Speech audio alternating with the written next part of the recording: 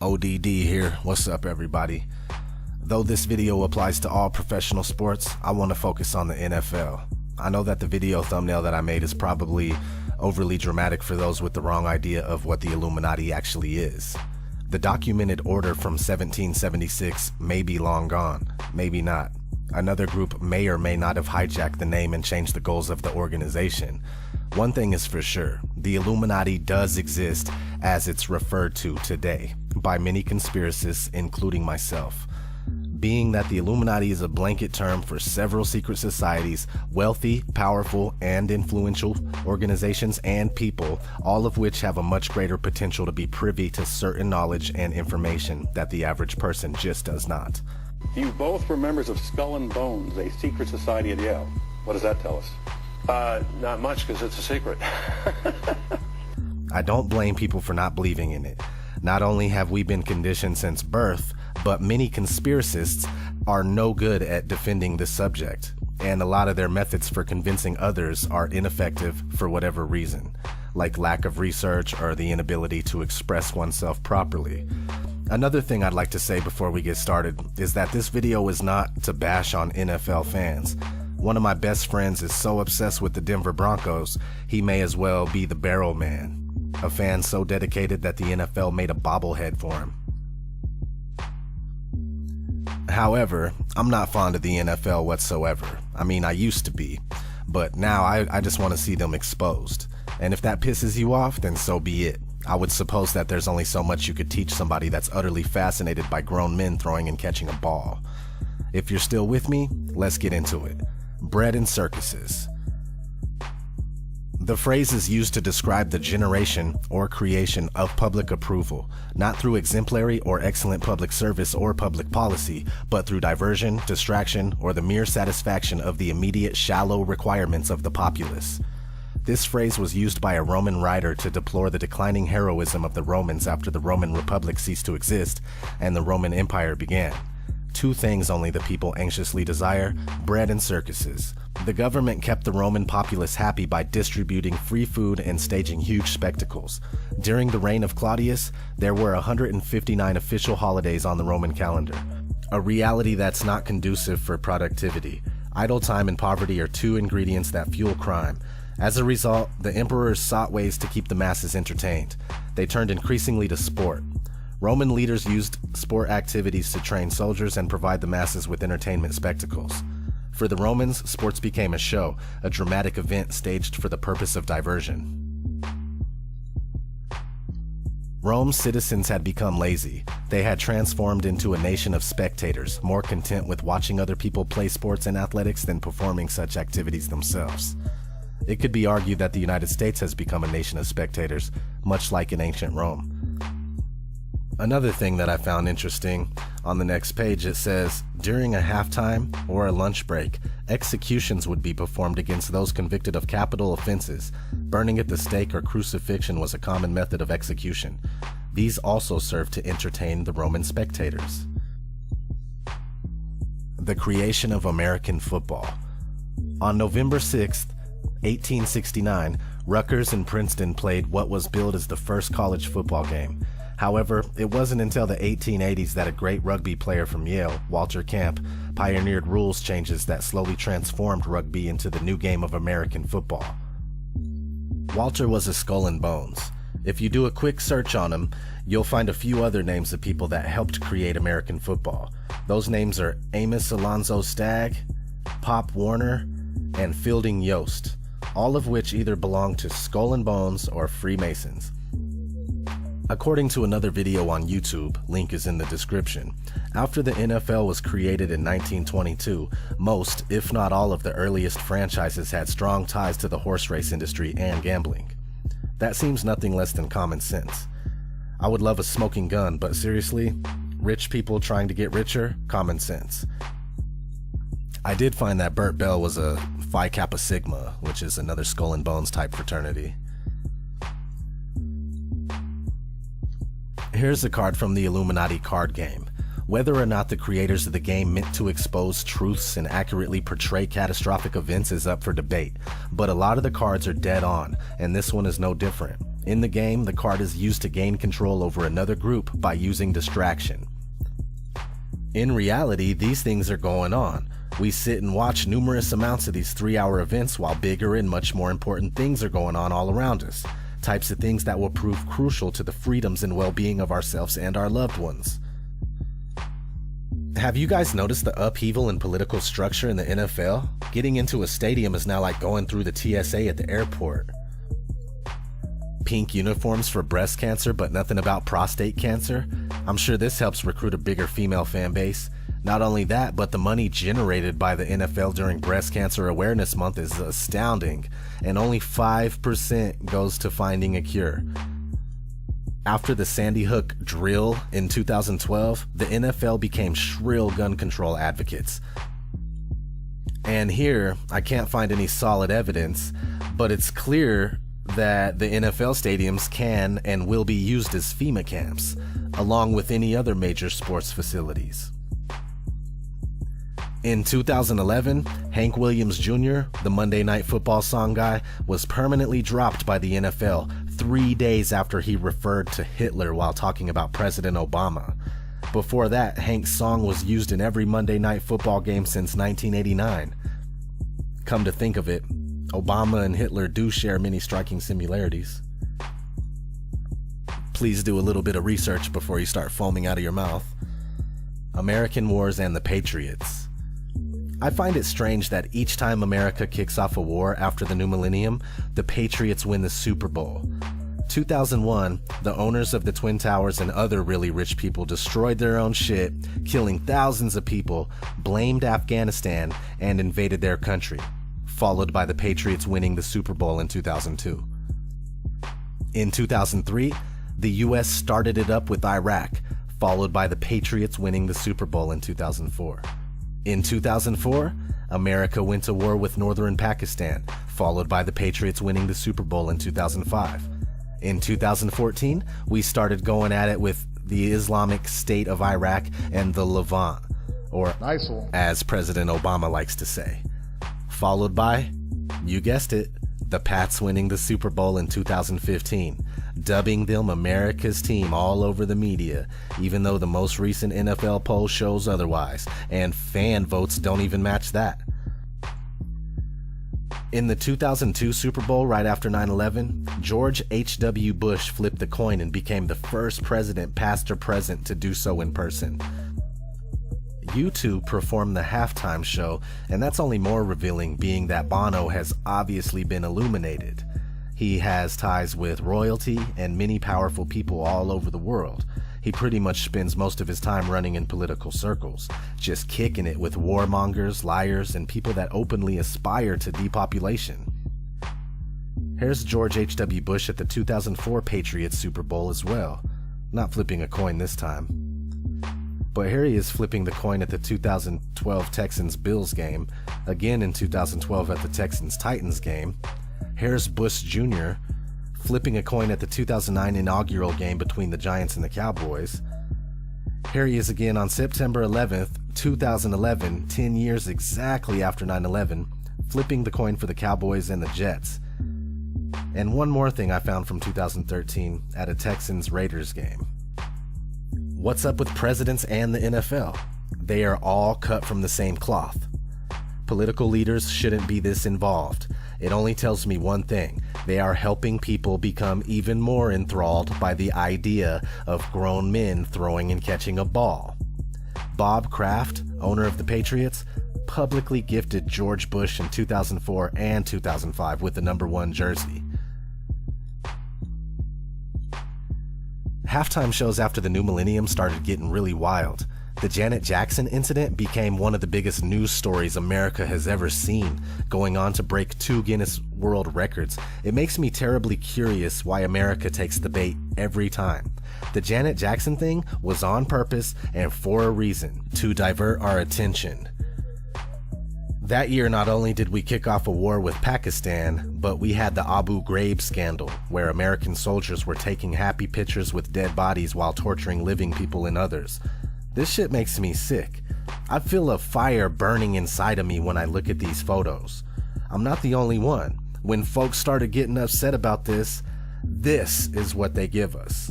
It becomes the most talked about so-called news for years to come.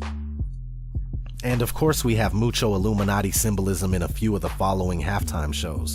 Madonna, 2012, ushering in the occult gimmicky new age entertainment for the age of Aquarius. Beyonce in 2013, doing the bullshit Rockefeller diamond. Here she is acting as Shiva, the great god, known as the Destroyer or the Transformer. We have this statue outside of CERN, also known as the Nataraj or Lord of the Dance, still Shiva. CERN said that they had a great year in 2013. 2014, Bruno Mars, yeah, whatever. 2015, Katy Perry, yeah, whatever. Pointing out stuff that my kids can point out is getting really old. Speaking of getting old, Jay-Z. Let me explain Jay-Z for you in a way that maybe you could understand. I'm still talking about the NFL because we have all these players throwing up the diamond. Jerry Jones, owner of the Dallas Cowboys. Bob Kraft, owner of the New England Patriots. He's just down with the Rock, right? Rockefeller. He's down with the Rockefeller, right? Wrong. You just don't end up a Freemasonic rapper with his own record label that's named after an extremely powerful white bloodline. The current representation for this bloodline is David Rockefeller, who admittedly aspires to a new world order. Here's Jay wearing a jacket with a quote from Satanist Aleister Crowley. Not only that, his clothing line, Rockaware, is blatantly riddled with gimmicky occult symbolism, but the fact that he is a Freemason, supposedly a Master Mason, gives these clothes a little more meaning. I'm gonna take a break and show you all a video of Alan Watt and his take on professional sports. About 100 years ago, this big organization with many branches, they wanted to rule the world basically using Britain as a nucleus of a system, an embryo, which also was going to be joined with the US under the Anglo-American establishment, wrote about the kind of culture and the changes of culture over a 100-year period that they would actually design, implement and bring in. And H.G. Wells talked about it too. He talked about arenas. He says arenas could be put up across the world for sports, for instance. Now at that time, sports was something that children, school children were into. Adults became adults and got onto adult things. So it was unimaginable at the time that people could actually believe that there was even a need for adult sports and entertainment, never mind having arenas built across the world. But he said we can do this and foist basically a sports culture for the males. Using a tribal system. We're all tribal to an extent, that's why we even bother to vote for a tribal leader. This is well understood, that's why we're supplied with these leaders. And because the average man was to become more disengaged from his own destiny, as the expert class arose, it was decided that the males would get their outlet basically, gradually becoming helpless as males through sports. Therefore they'd have a tribal team they could identify with, they could cheer them on as though they were winning. In their own personal lives, they were getting nowhere. They were getting disenfranchised in a sense as experts took over decision making for them in all kinds of fields. So this was psychology at use, planned before they even implemented the sports. When radio came along, of course, they used that to the maximum. Sports for the men, soaps basically for the women, and then in came television, as I say, with its alpha state, its hypnotic state. And sure enough, around the 1960s, really, 50s and 60s, it took off. It really, really took off. And men became glued on Saturday nights to the sports shows. A culture industry, which is called by its own the culture industry. The Soviet Union had a department called the culture industry. Their actors and directors were called the cultural leaders. leaders, because they would, like a computer, people are like computers. All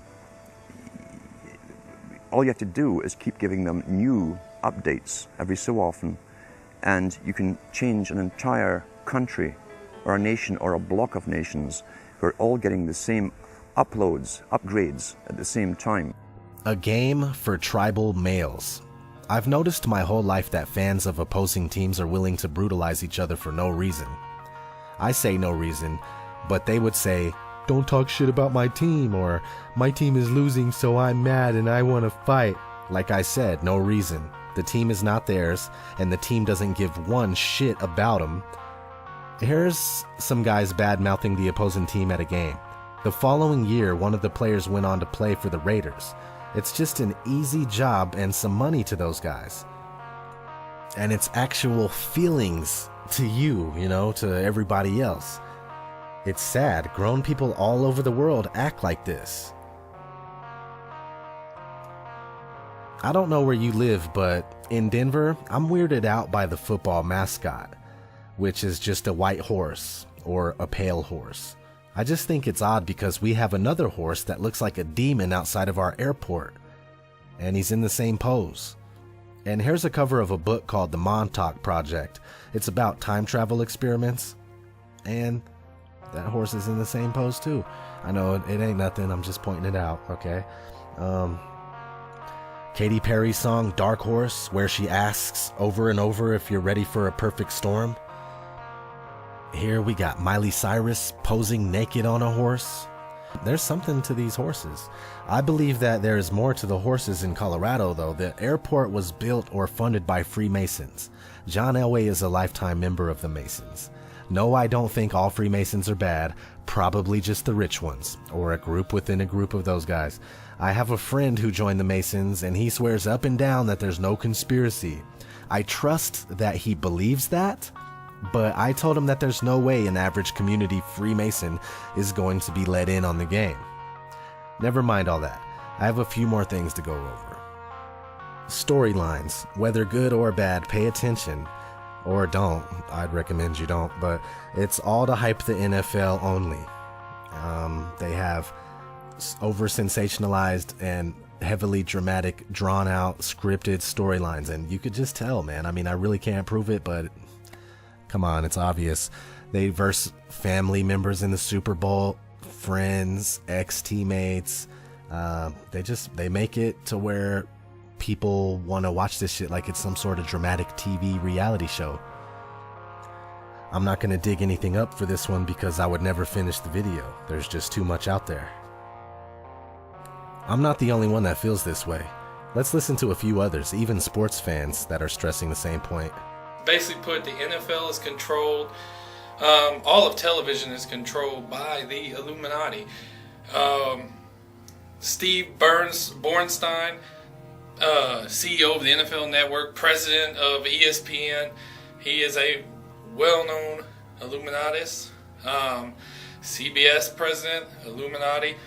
The media controls everything, and my belief is Tim Tebow's Christianity belief got too big for them where they couldn't control it, and they fabricated lies in the media. And we as sports fans, we believe half the crap they sports analysts tell us on TV. Merrill Hodge and Trent Dilfer speak, we all listen, and we all think, oh, Tim Tebow's not this, Tim Tebow's not that. All rookies have to sign an endorsement contract with the NFL, basically stating all their endorsements the NFL gets a percentage of. Here's the kicker. Unless the endorsements go to charity.